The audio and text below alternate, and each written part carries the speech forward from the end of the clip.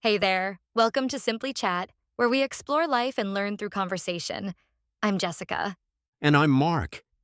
Today's episode is all about that tiny, sometimes painful, but totally necessary thing called small talk.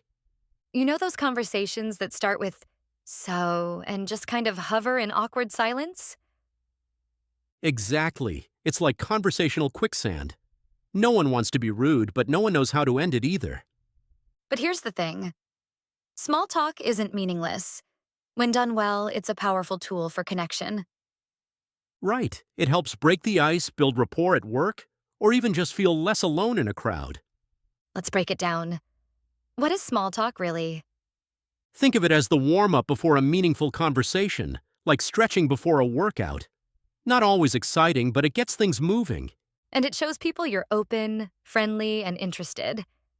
Even just acknowledging someone's presence with a quick chat can brighten their day. Let's do a quick example of small talk. Imagine we're in a long line at a food truck. You ready? Let's go. Think this line is long because the food's great, or just because we're all hungry and hopeful? Well, honestly, I'll take anything that smells like garlic right now. That's easy, playful, and natural. Now imagine you just said, "So, you like food?" And then stared silently. Not quite the same energy. Not even close.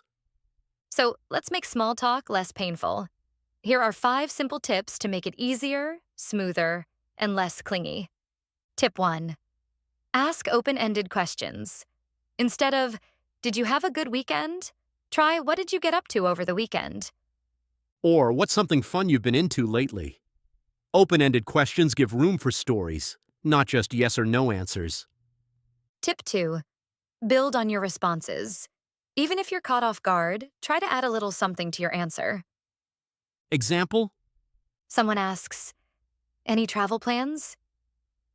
Instead of just saying, "Not sure," say, "I'm not sure yet, but I've been eyeing a few places in Europe or maybe a staycation. What about you?" That opens space for a real exchange and gives them something to bounce back on. Tip 3. Share something small about yourself. Small talk isn't an interview. If you give a little, people feel more comfortable sharing too.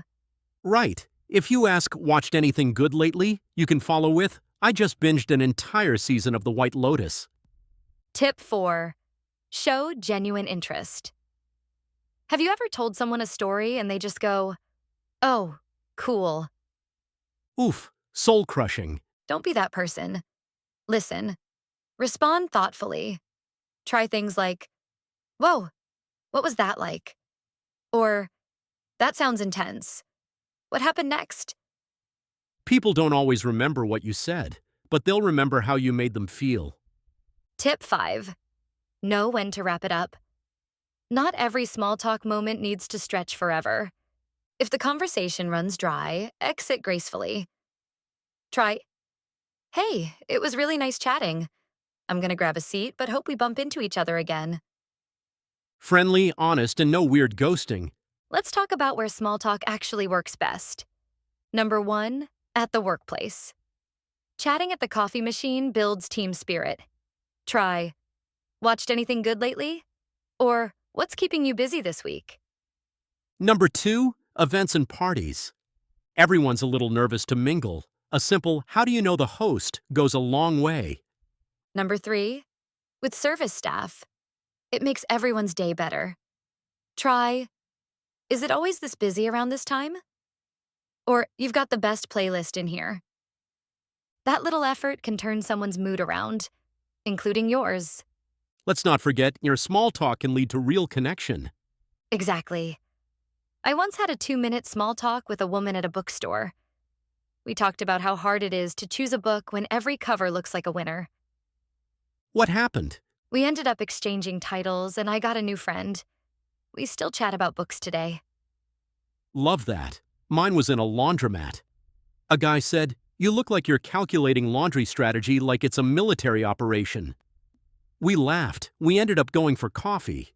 So before we wrap, let's talk about mindset. Small talk isn't about impressing people. It's about making space, even just a little, for connection. And if you feel awkward, you're not alone. Most people are just happy someone said something.